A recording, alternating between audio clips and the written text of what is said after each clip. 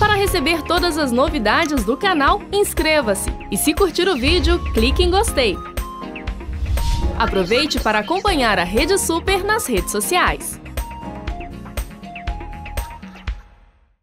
E eu vou começar perguntando, gente, o que é procrastinação?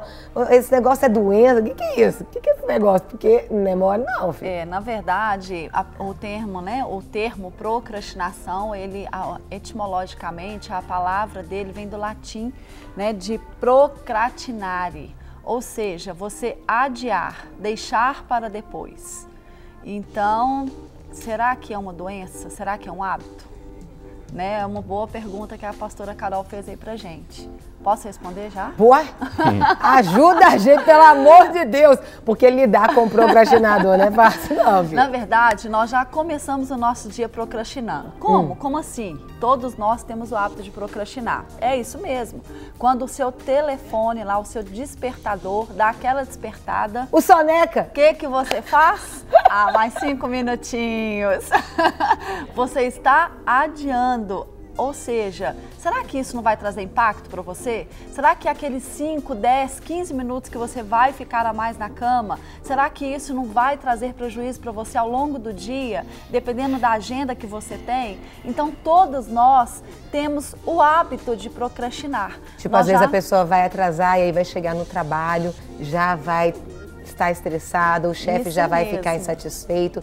Aí é uma procrastinação que já virou um problema, né? Isso. Mas se ela tem aquela folguinha, dá para ela dar o soneca dela, aí é um problema? Não. Se ela tem aquela, se não trouxer nenhum problema. Tudo tem que ser com moderação. Tudo na nossa vida que é com moderação não vira uma doença. Então você tem que saber o quê? Buscar o equilíbrio de toda a situação. Certo. Quando falamos de procrastinação, nós falamos de hábito. Mas quando esse hábito ele vira uma rotina e que não vira de uma maneira saudável, não se torna, né, saudável para você, ou seja, esses hábitos rotineiros, eles estão gerando impactos na vida do sujeito, aí que nós vamos falar sobre a questão do lado doença, ou seja, na verdade nem doença, transtornos psicológicos que vão gerando e trazendo comportamentos negativos na vida do sujeito. Então esse é o problema, nós temos que cuidar, por quê? Porque senão vai ficar, né, vai se tornar aí de uma forma negativa. Pode então virar uma doença? É um mau hábito que pode se transformar em uma doença? Sim, com certeza. A pessoa acostuma a fazer tudo atrasado. Se eu tenho alguma coisa para fazer daqui uma semana, um exemplo, eu tenho que entregar um trabalho de faculdade. Vou dar um exemplo muito simples. E esse trabalho de faculdade, eu sei que eu preciso de gastar o quê? Eu preciso de pesquisar, eu preciso de ir atrás de metodologias, eu preciso de ter conteúdo, para quê? Para que esse trabalho realmente ele seja enriquecedor. Certo. E eu consiga apresentar um trabalho e conseguir nele uma boa nota. Só que como eu já tenho o hábito de deixar tudo para depois, o que vai acontecer? Um dia antes eu vou estar lá desesperado fazendo esse trabalho. Não vai sair com uma boa qualidade. Claro, vai ser aquela com correria. Com toda certeza. O estresse, enfim, às vezes você não vai dormir à noite, tantas coisas. Exatamente. E os imprevistos que podem acontecer na nossa vida, Sim. que às vezes vai dificultar mais ainda a realização daquilo. Verdade. Eu pergunto, Léo, nessa questão aí, como pastor, as pessoas, a procrastinação até diante da vida com Deus, da leitura bíblica, eu vou ler daqui a pouco, como que tem sido a procrastinação do cristão, nós como cristãos aí, em resolver as coisas, em confrontar e ser confrontado, como tem acontecido? Eu penso que a procrastinação em relação à palavra de Deus é a questão de prioridade, a questão de fome e sede. Então, hoje você é levado ao imediatismo, que também é outra ponta. A gente tem uma ponta da procrastinação e tem uma ponta do imediatismo. E como a Viviane bem disse, então é um ponto de equilíbrio. Se a pessoa hoje ela não sente fome e não tem sede da palavra de Deus, certamente existem algumas coisas que estão ocupando esse espaço de Deus que ela julga ser mais importante. Então o procrastinar, passando pela palavra, é uma questão de prioridade. Se Deus não é a prioridade, então outras coisas passam a ser. Então ela vai deixando a Bíblia para ler depois, porque não é tão importante, e ela julga obter forças e energia em outras coisas, e não em Deus. Por isso, eu penso que é a questão de prioridade, a inversão de valor, e penso também que as pessoas estão procurando fazer as coisas na força do braço dela. Se ela não tem não tem a disciplina de ler e já não tem mais sede nem fome, então certamente ela vai procrastinar, deixar para o domingo, quando ela for ao culto, para ler a palavra. Então é questão de valor, questão de prioridade e é questão também de quem ela está servindo. A gente está falando sobre procrastinação. Você está vivendo isso, tem dificuldade, não sabe como lidar, isso é doença, é um mau hábito? Estamos aqui conversando e você pode enviar seu WhatsApp, 984029756. Envia para cá, tem pergunta aqui, ó. Bom dia! Os homens gostam de deixar tudo para depois. Como lidar com isso? É a Valdirene do Lindéia. Deus abençoe, Valdirene. E aí, Vivi? Ela vai ter que entrar aí com a boa... como dizemos, né, a mulher ela tem uma influência que ela nem imagina às vezes o poder dessa influência que ela tem. Então ela vai ter que entrar com a boa argumentação dela, a boa organização que talvez ela possui, porque se o homem deixa para depois, certamente ela permite que isso também aconteça. Então tudo que é conversado, né, tudo aquilo que é ajustado, certamente ela vai conseguir adentrar dentro de um bom planejamento, porque deixar para depois também passa pelo crivo do mau planejamento. Quando não se planeja, a pessoa ela faz aquilo que vier. Eu vou fazer aquilo que vai vindo, eu vou fazendo, eu vou eliminando. Tem pessoas que isso afeta às vezes tão negativamente psicologicamente, que o que acontece? Ela vai eliminando só aquilo que está causando para ela um certo medo, um certo desconforto. Aí ela vai eliminando aquilo que está gerando isso, porque ninguém consegue viver baseado em um desconforto. Sim. Então, aquilo que não está sendo legal para mim, eu vou adiando. Então, o que ela disse, os homens sempre deixam para depois. Nada, as mulheres também têm essa tendência. Os homens, porque eles acham que eles conseguem lhe dar um jeitinho, né? E aí depois eu faço, e talvez isso vá impactar problemas piores. Porque o que você deixa para depois e se você pode fazer hoje, certamente não vai sair com a mesma qualidade. E aí eu fico pensando, né? A gente pegou aqui, ela enviou essa pergunta.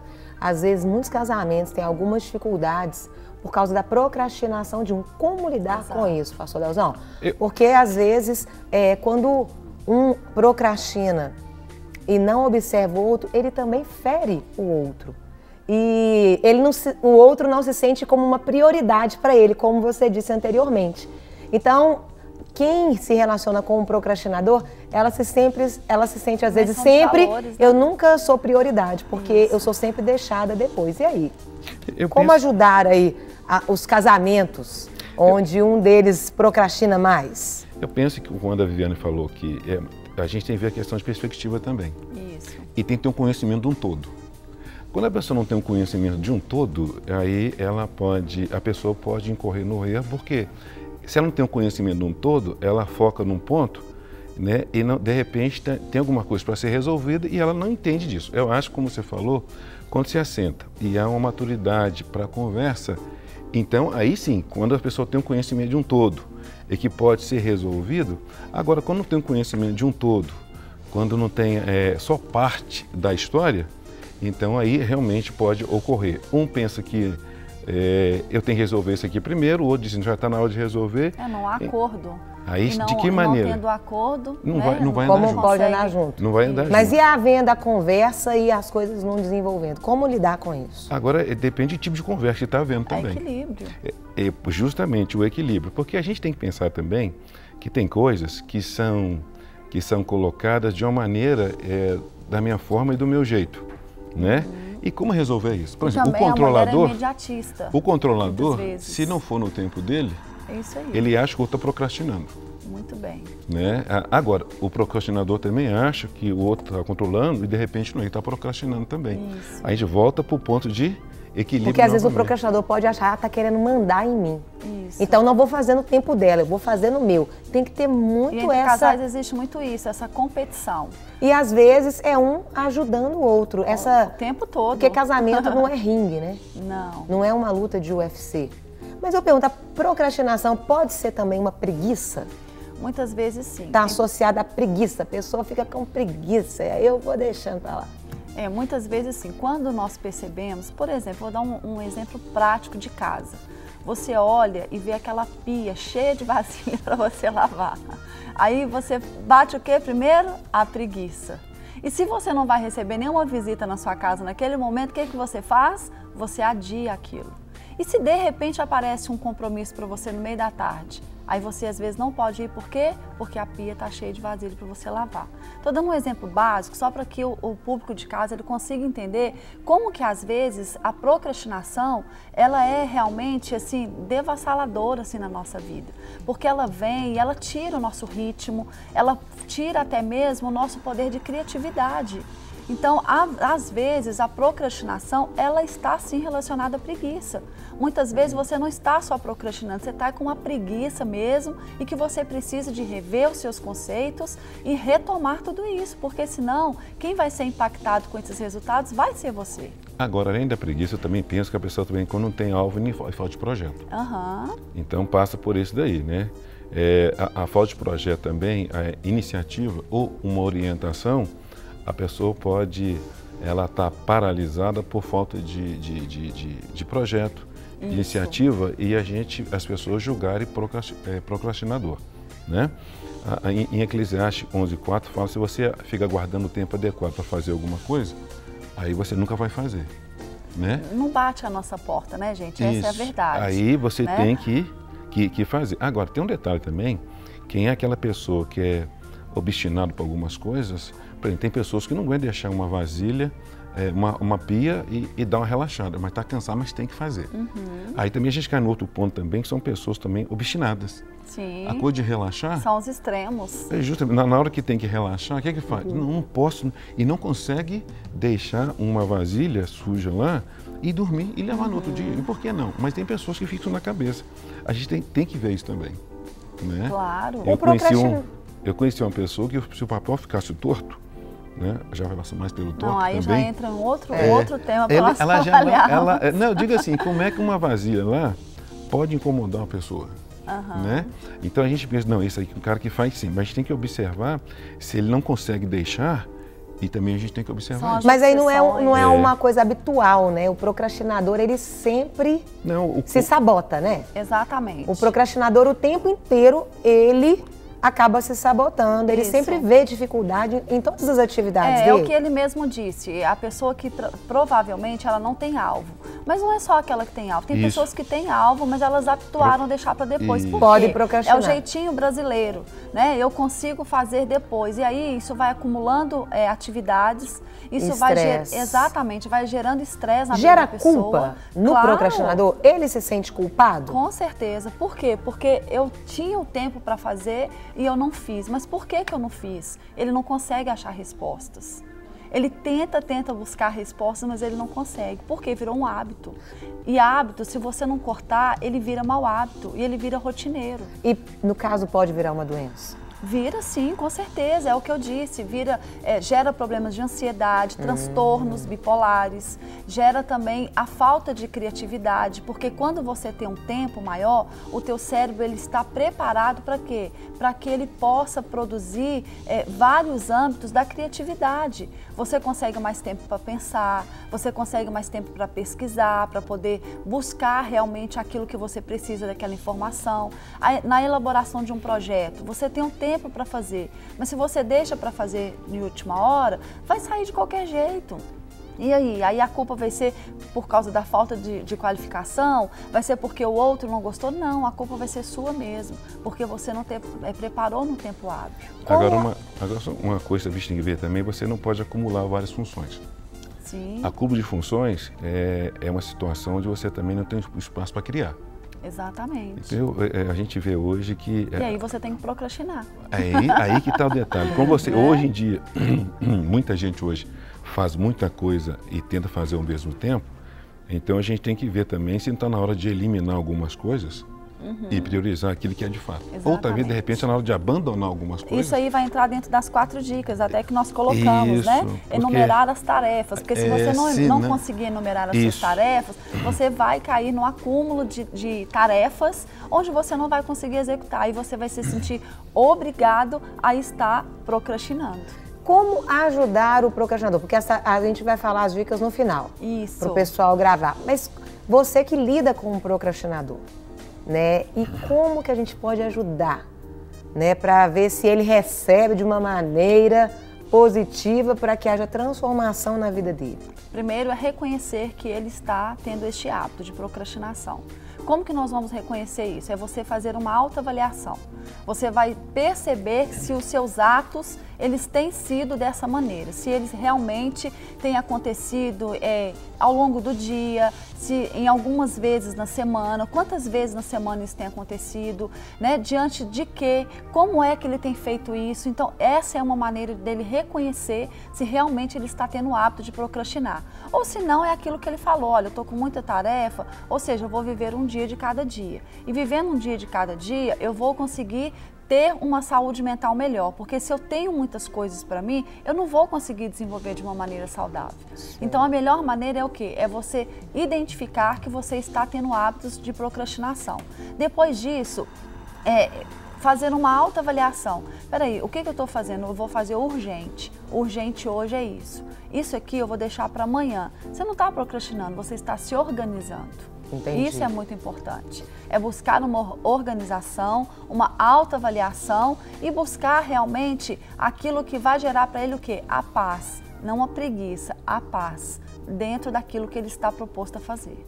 Agora, interessante observar se quando fala procrastinação, se é um todo ou num determinado ponto. Exato. Né? Porque a gente entende o procrastinador como um todo, em tudo que ele faz ele procrastina, ou é uma parte só? Né? E avaliar isso também. De repente tem uma parte, uma área que ele procrastina, as outras não. Por que então? Igual você falou, avaliar. Detectar. Isso. Gente, a gente está chegando no final, mas deixa rapidinho, Vivi, 4 dicas aí pro pessoal aqui. Deixar de ser procrastinador. Exato. A primeira delas é o quê? Conhecer a sua personalidade. Por quê? Quando você se conhece, você consegue identificar com mais facilidade. Você vai saber como que é o seu dia a dia, aquilo que você sente mais prazer em fazer. Então você vai saber se identificar e saber como que você vai se portar frente àquilo que você tem que fazer. A segunda dica é enumere as suas tarefas. Como que você vai fazer isso? Você vai colocar aquelas que são mais importantes. As mais importantes você vai executar. Olha, isso eu não posso deixar para amanhã. Então eu preciso de fazer hoje. Nem que você trabalhe um pouquinho a mais durante a noite, nem que você precise de gastar um tempo maior, mas você tem que fazer. Como você determinar, assim vai ser. E a terceira é defina o prazo para que suas atividades aconteçam. Né? É o que nós chamamos aí de deadline. O que é isso? É o prazo final. Você precisa de saber qual que é o prazo que você tem para executar. Tá, eu tenho que fazer um projeto, eu tenho que apresentar, seja ele na faculdade, seja ele no trabalho, seja ele onde for. Eu preciso de apresentar esse projeto, qual o tempo que eu tenho? Tá, eu tenho uma semana, então dentro de uma semana eu preciso de preparar. E o último é, não pense muito, faça. Se você pensar, nossa, eu tenho que fazer tudo isso, vai dar preguiça, você não vai conseguir fazer. Então, olha, comece fazendo que você vai conseguir ver os resultados daquilo que você se propôs a fazer. Glória a Deus, que bênção. Para receber todas as novidades do canal, inscreva-se. E se curtir o vídeo, clique em gostei. Aproveite para acompanhar a Rede Super nas redes sociais.